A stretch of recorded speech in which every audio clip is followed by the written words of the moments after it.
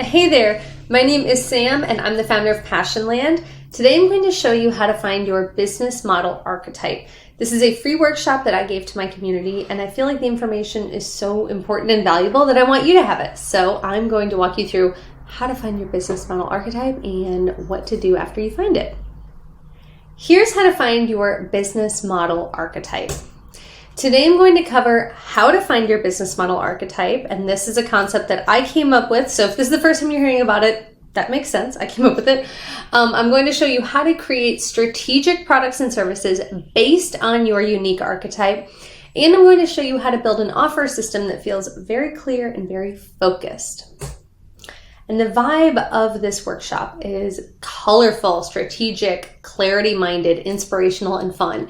So you can say goodbye to like boring, outdated, black and white business advice. I feel like so much business advice comes from, I don't know, like 10, 20 years ago, and it just is not relevant in today's online solopreneurship space. So I want to bring a lot of color and magic to this space because I think it needs it. I am Sam Rembold. I'm an offer strategist. I help people build their offer strategy and business plans so that they can future-proof their businesses and build something that they actually enjoy. The business model archetypes is a concept that I created this year. It started as an observation from working one-on-one with my clients when I was writing business plans for them and designing their offer strategies. And I've realized that every single client fits into one of these 5 archetypes. Honestly, it felt selfish to just keep it to myself because I think it can help so many people, which is why I'm just sharing it for free. I just want you to know about it. Okay, so I have like a recipe for a perfect business, like how to build a business. And you might have done this. If you have a successful business, you might have done this accidentally without knowing. Or if something is broken in your system, this will probably reveal that to you. So the first step is to find your magic. Your magic is your unique blend of experiences, expertise, passions, and value. It's like your secret sauce, that thing that you do best. And here's how to tell if you found your magic. You get DMs from people who are like, oh my gosh, I love what you're doing. Like people reach out to you and they're like, please keep doing this. I love it. You can also tell if you sell products and services with minimal effort. So if you don't have to like do a ton of work to have your business be successful, you've probably found your magic. If you get requests for new offer types, that is a magical sign. If people want more from you, like if they're like, oh my gosh, please make this product or offer this service, I would buy it. That's a good sign that you're onto something. If people recommend you to their friends, or if they're like, thinking of you, if you're known for a special something, a very particular niche, that is magical. Those are all the things you want. Here's some people who have found their magic. I pulled up their Instagrams so that you could take a peek because I feel like it's important to see. The first is Broma Bakery. I'm a big fan of her recipes. I mean, I've used her recipes before, they're great, but I just have such a business crush on what she's built. She has this food blog. She also has a foodtography school. But when she posts like a recipe or something, not only are people really excited and engaged with it and trying it, they're also suggesting more recipes for her to try because like they want to see her take on things, which is magical. Another person who has some magic is Amanda from Hello Storytale. She offers storytelling marketing, and she is so talented at what she does. She really gets her community engaged. And I don't want you to just think of follower count. Like all of the people who I'm showing you have definitely significant follower counts, but it's less about how many people follow and more about how many people are like genuinely excited. Like I have talked about this brand to several people. I am a super fan of what she's doing. That is magical. Monet McMichael is another great example. She's definitely niche down on skin, makeup, fashion, family, and on her TikToks. Like not only is she showcasing different skincare products or makeup, but she is getting her community to like get really riled up and excited about what she's using, and they find her recommendations magical. This is much more about follower counts or like popularity or influencer stuff. This is about people who have found something and carved out a space that they are serving very well. If you need help finding your magic, I actually made something for that. This is called the Magic Finder. It is the everything you need editable whiteboard that helps you unlock your potential and become a niche of one. That's really what we all want to do. We want to become niches of one. So it helps you answer the question, what's my secret sauce? What do I do best? In 1 hour, you can map out your business and life goals. You can define your ideal client, refine your niche of one, design and plan your offers, and you can create an offer map and feel totally in love and aligned with your business. If you are kind of stuck at stage one, this is that you need the Magic Finder, and that's okay. The next stage after you find your magic is to build your offers. So your offers are products and services that help share your magic. So they take your magic and they give people a way to access it. And then the third step is to scale with systems. So systems are plugins, softwares, automations. They help you accelerate your offers and take them to the next level. Today, we're going to be focusing on step number 2, building your offers. So I'm going to show you how to build an offer, and I'm going to show you how to connect your offers together in a way that makes a lot of sense for you and your customers. And let's start with offers, because I don't want to assume that anyone even knows like the definition of an offer. You know, we say there are certain words that we say all the time that we like don't really know the meaning of. We just kind of know where they're used. But I want to define offer. An offer is any product or service that shares your magic. It's anything that you offer to your people. Here are some of my favorite types of offers for online businesses. You've got digital products, workshops, webinars, online courses, merch, services, group coaching, public speaking, premium memberships, paid newsletter, affiliate marketing. And you probably have seen people who have their own businesses or who are running online solopreneur projects who use some of these offers. Every type of offer has its own unique opportunities and challenges, and it's important to choose the type of offers that work best for you, because the offers that work best for you are the ones that you need to focus on. It's more important to look at what you need out of your business than to look at someone else's business and copy that. Now, this is just a sheet that I made to help showcase the different types of offers, examples of them, opportunities for them, and challenges. So don't feel like you have to read all of this, but I just sort of want you to like take a bird's eye view. Every type of offer has things that it can be, ways that it can look in real life, opportunities, things that are great about it, and then things that might be a little bit challenging. And so it's really important to just take a look at this and see maybe if some of the challenges are worth the opportunity for you. I'm going to go through a couple of them so that you can see what I mean. So digital products. Digital products can look like checklists, templates, like Notion templates, Google Docs, Excel. They can look like menus or recipes or illustrations or how-to guides. Like if I was going to sell this whole thing, that's a digital product. The opportunities with digital products is that they're infinitely scalable. I call them DigiPs. They're amazing. I'm really into them.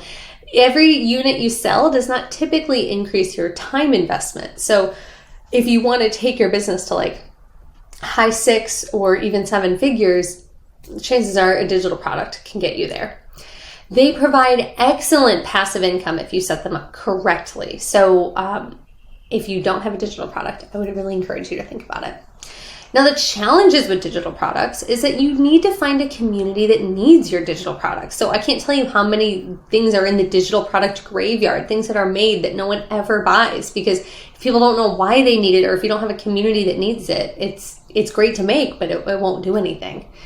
It can take some time to build your community and market your offer. So if you are just getting started out, I would say maybe think about what you could turn into a digital product, but don't focus on this right away, because there are other things you can do to generate income and build your business while you're growing a community for your digital product.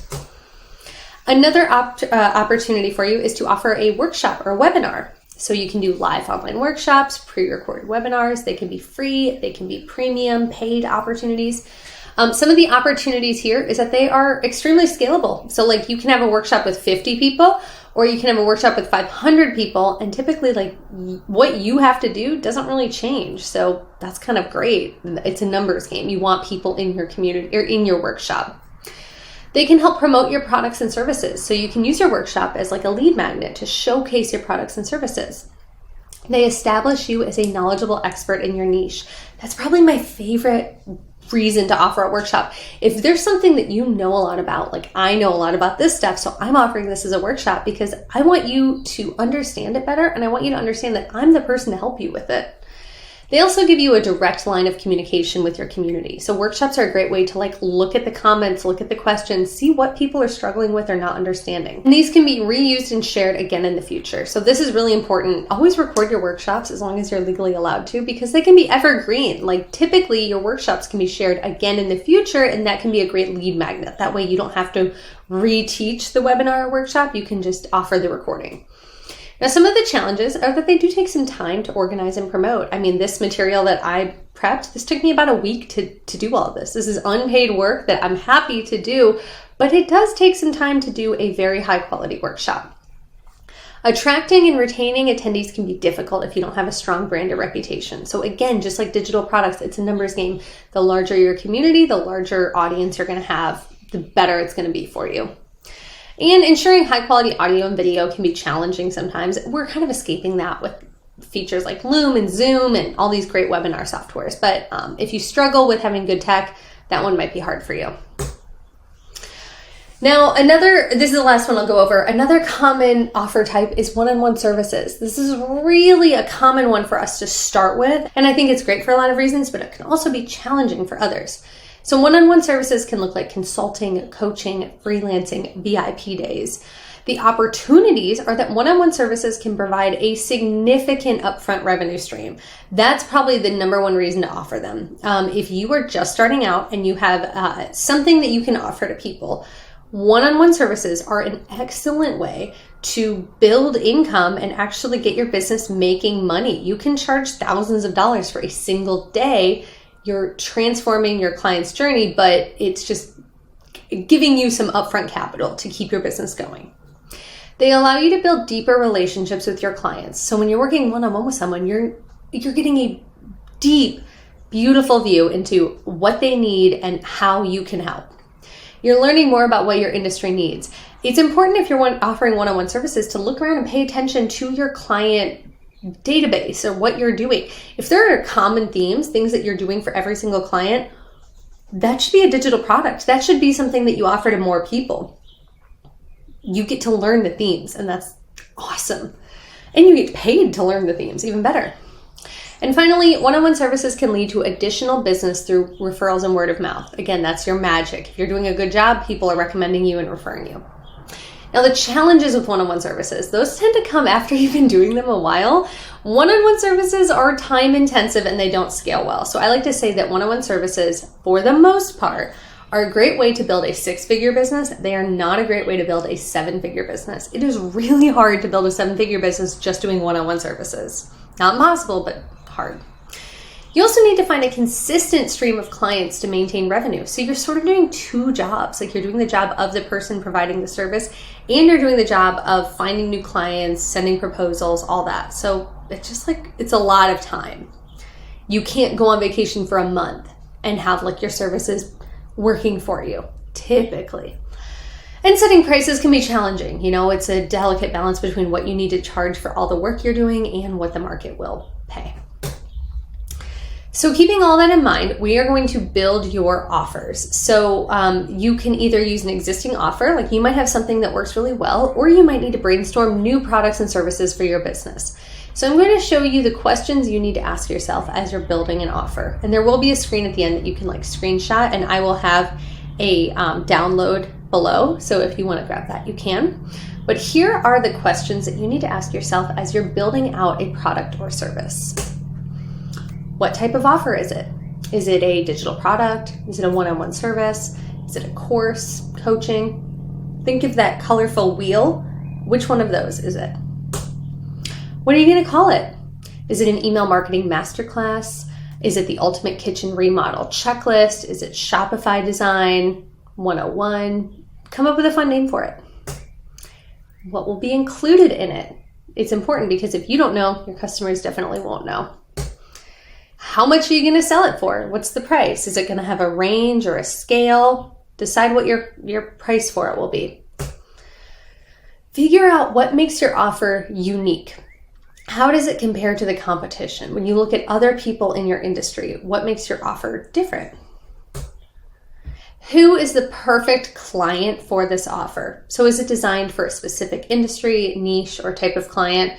Who will need this offer and why will they need it? And what's the maximum quantity that you can sell every single month? As a hint, one-on-one services, like we talked about, tend to be more restrictive. You can't really do like 30 VIP days a month. You would just zap yourself. So those might, you might have a cap of like 5 to 6 VIP days a month. Whereas digital products, there really isn't like a maximum that you can sell each month. So it's just important to know, because if you're going to like zero in on a one-to-one service and you can only offer 8 of that a month, that's going to give you like the cap as to what your business can do. And then finally, not finally, but ask yourself, why do you want to sell this offer? What part of it gets you excited? Is it the money? It's totally okay if the money gets you excited. Like I've launched offers because it was like, this is what my family needs or my business needs me to do right now. We just need a cash infusion. If you're excited for the potential to help people or to create an offer that leads people to a different offer that you're more excited about, like ask yourself the hard question, why do you want to do this?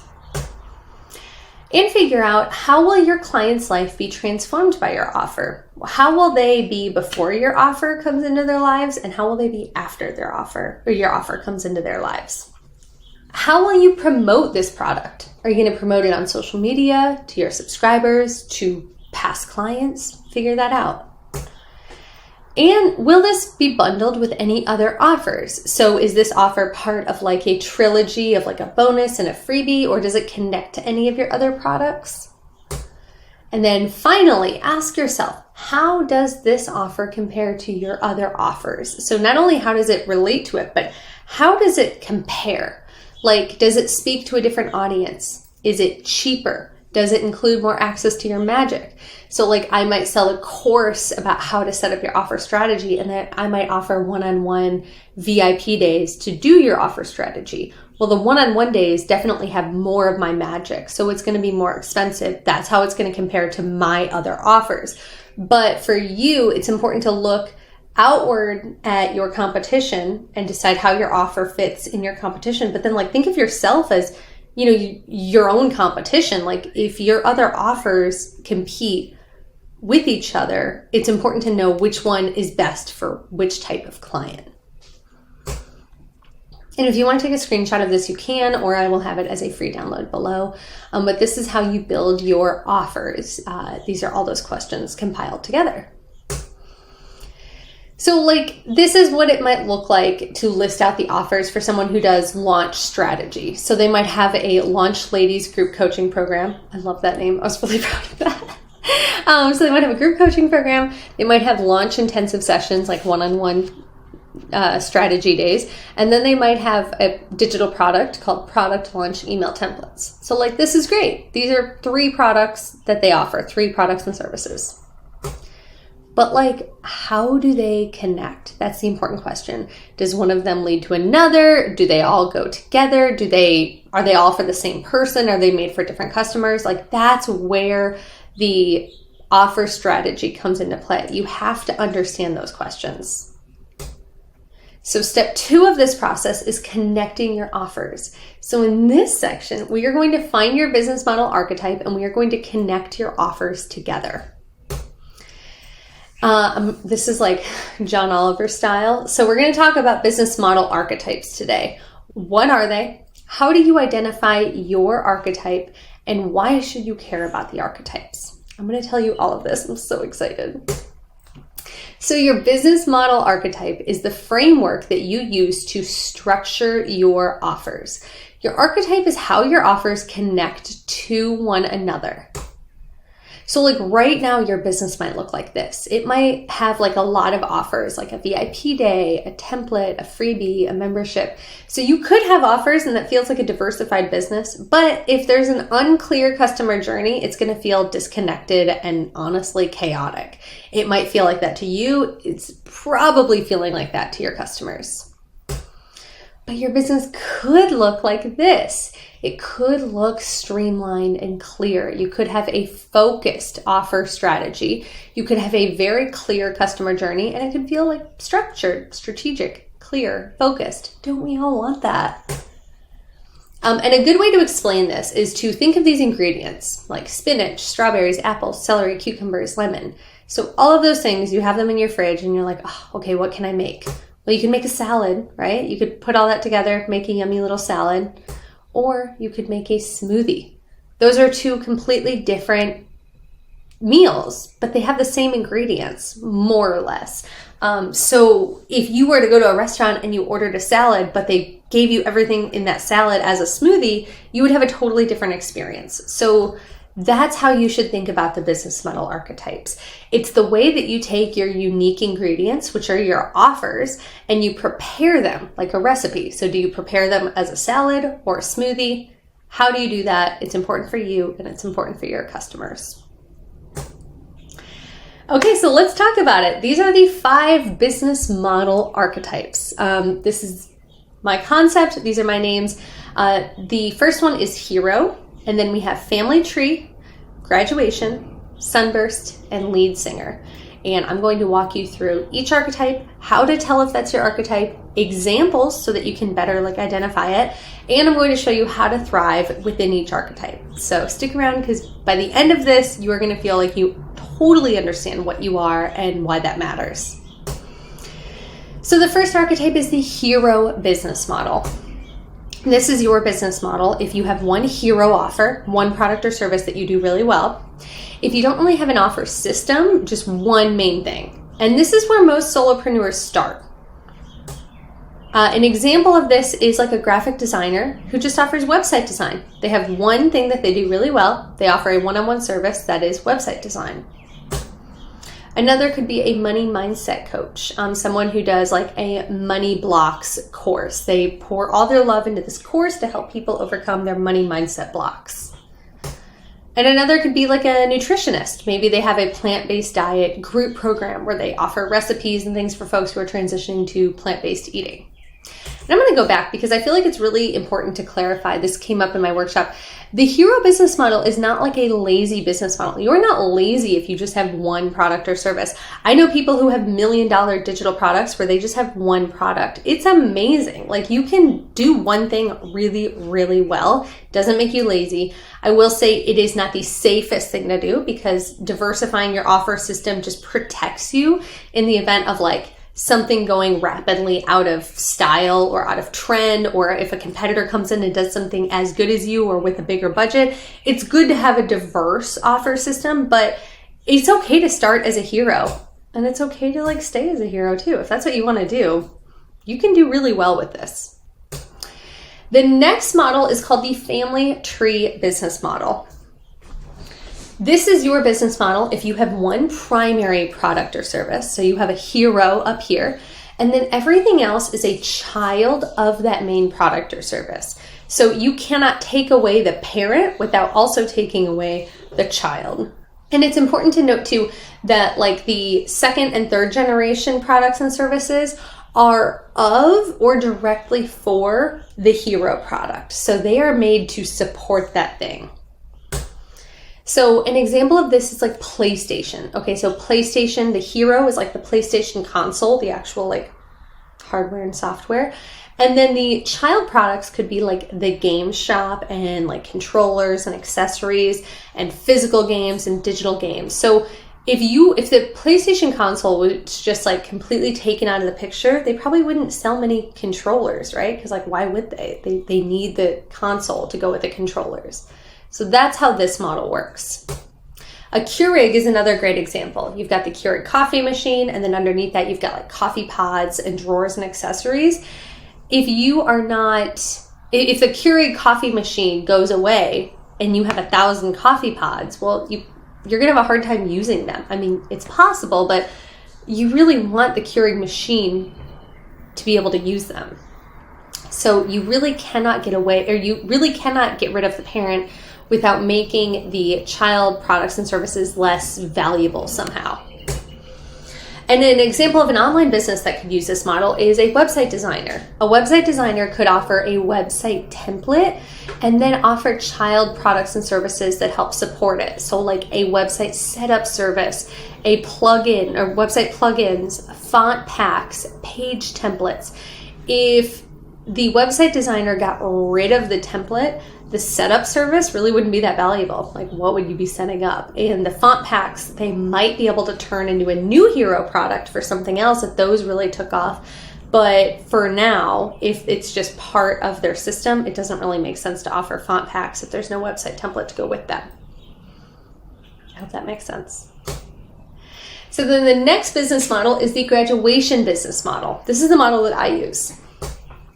This is your business model if customers move from one stage to another. So each stage provides a product or a service that helps transform them to the next stage.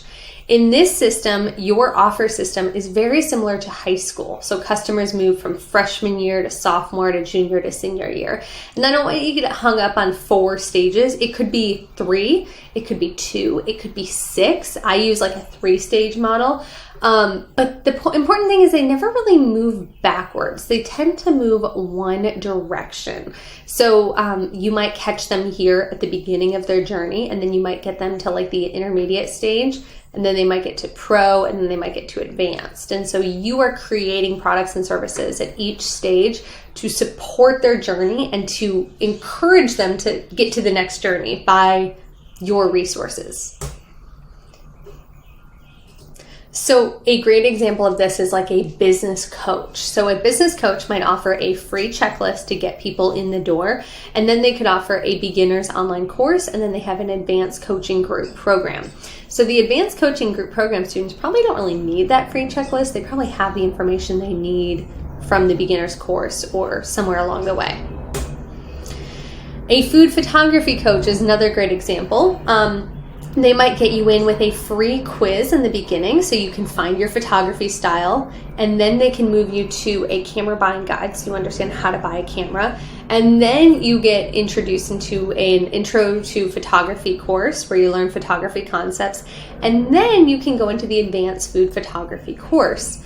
It's very unlikely that someone is going to end up here first, because they probably need these resources along the way. If they end up here, it's because someone else taught them all of this, which is okay, but you sort of want to be the person to teach them all that. If you are only focused on this, if you're only focused on like the senior year, the last stage, then you might not actually have a graduation model. You might have a different model, which is okay.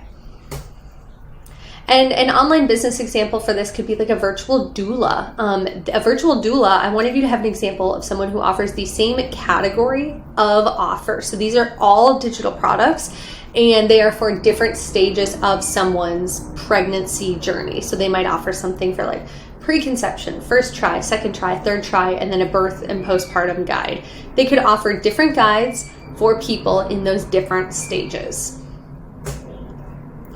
Then another example of a business model is a sunburst business model. This is your business model if the offers, while related to one another, all operate independently of one another. So you can take away any single one of these offers and the stability of the business is mostly unaffected. In the sunburst model, there really is no hero offer. That's important to note because you can take away anything and the business is okay. This is what I consider the safest and most diverse business model. I am not saying it's the best, okay? So I know folks hear that and they think, oh, I want that because it's the safest. It is, but it doesn't necessarily make it the best or most profitable. It is just the most diverse and safe because you can take anything away and your business will be fine. But remember, you want to be an expert in something. You really do want to do the thing that's best for you.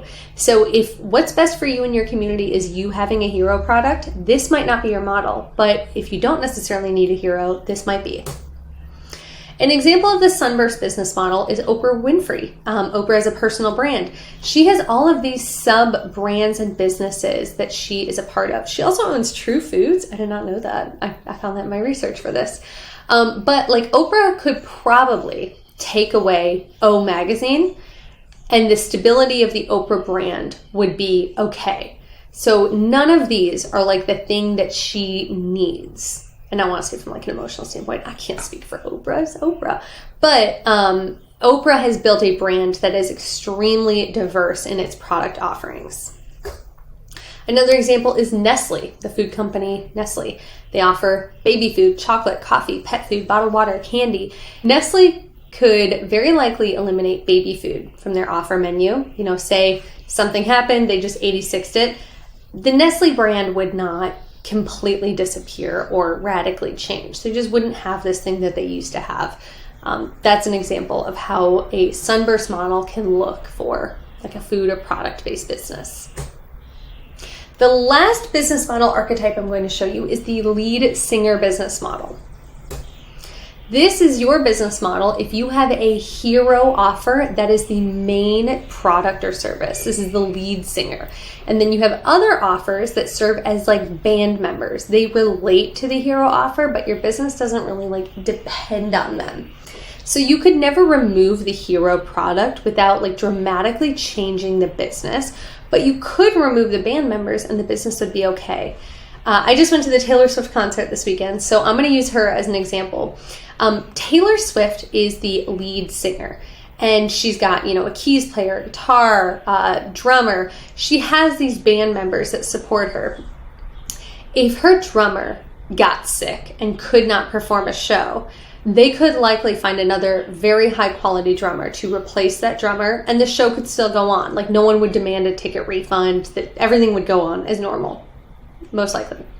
If Taylor Swift got sick and she could not perform at the Eras Tour, the concert could not go on as normal. They could not get someone else to replace her for the entire set without people getting very upset and wanting to postpone the concert. So look at your products and services and decide if something is the hero, if something is irreplaceable. And in this business model, these guys are complementing the hero. They are not necessarily descended from the hero, they complement it. So here's an example of the lead singer business model. Amazon. Amazon's hero is their e-commerce platform, and then they have backup singers or band members like Amazon Prime, web services, Amazon Experiences, streaming.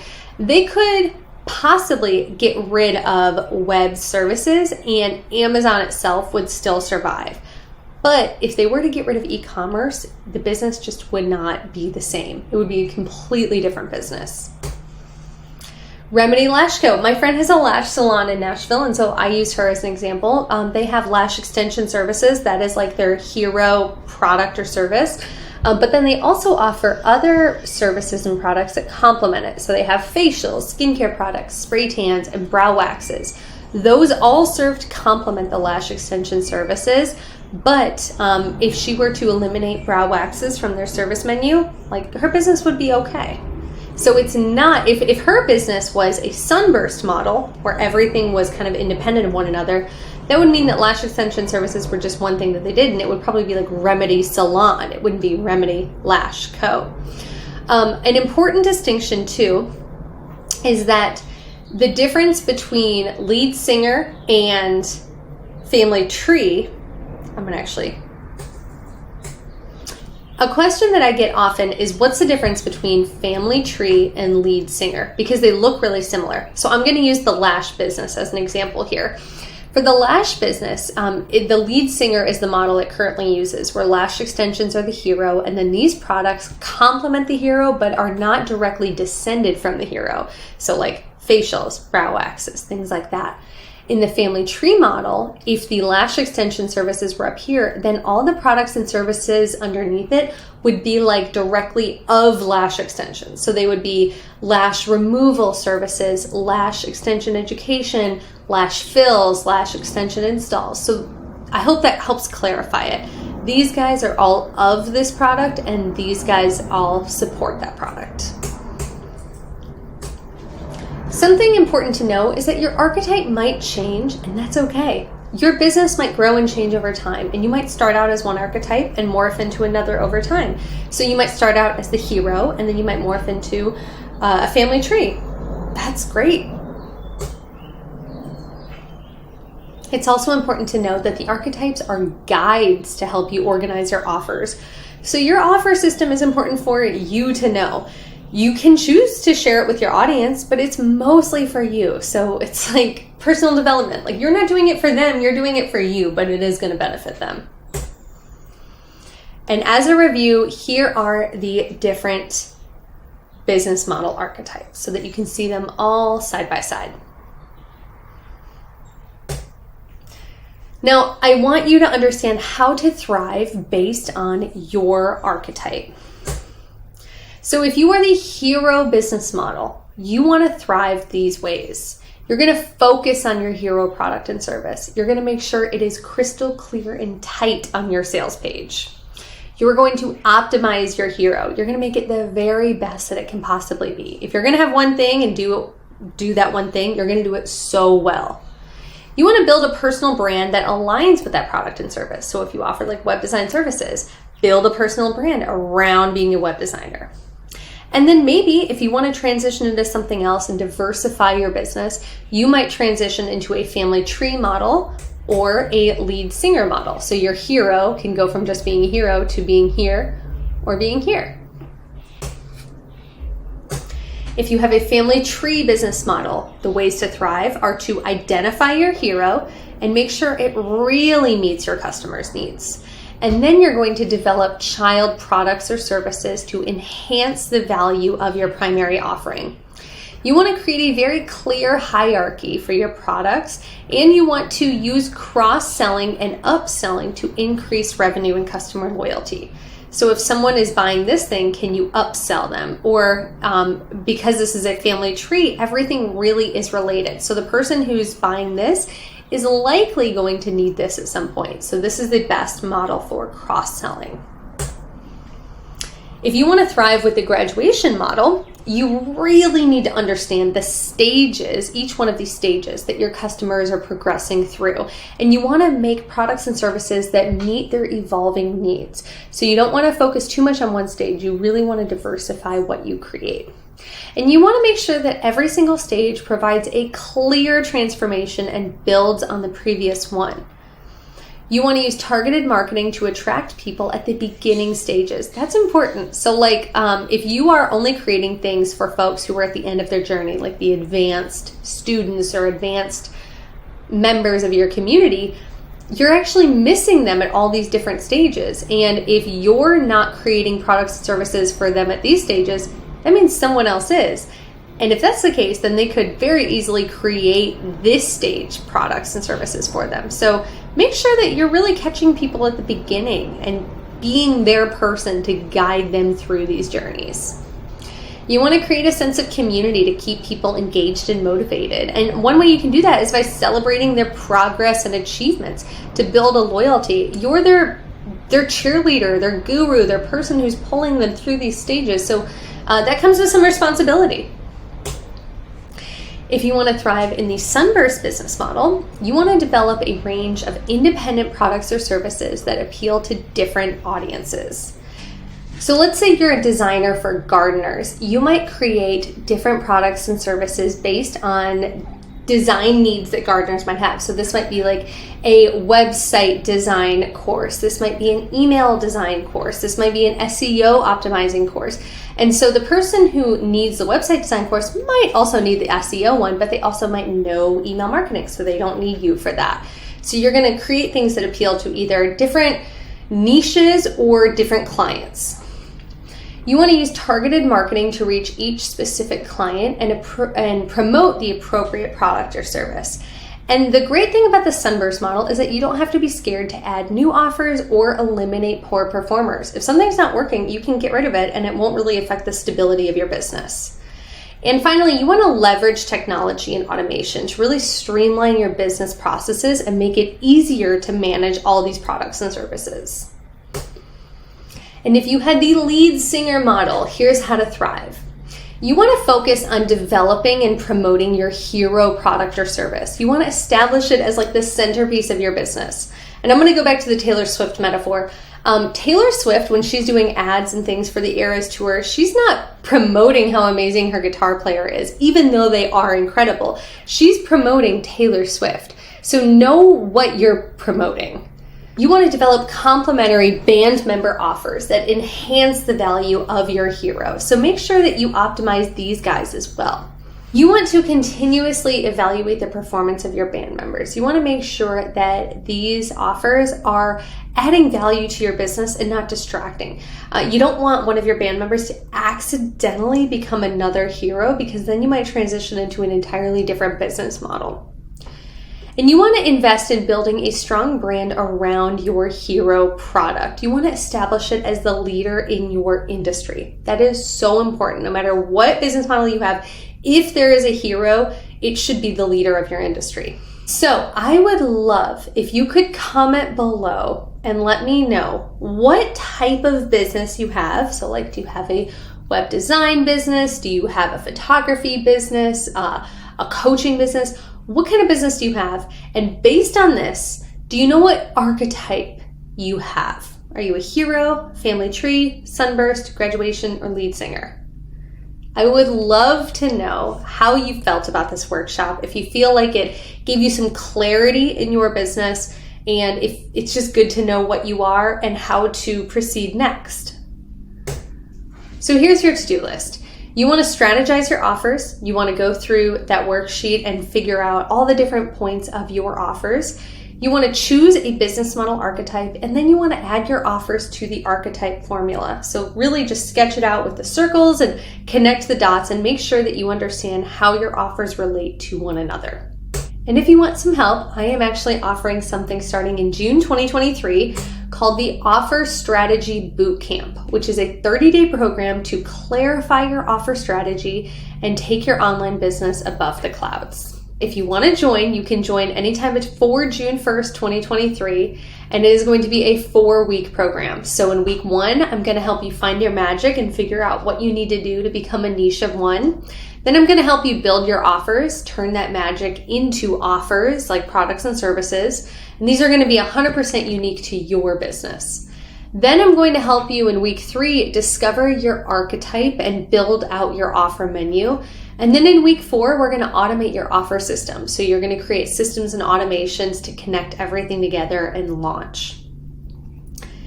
In this 30-day program, you're going to get unlimited Slack access to me. I've never done this before, and I'm so excited because I love using Slack, and I love the idea of opening my services up to people who just need a little bit more one-on-one time.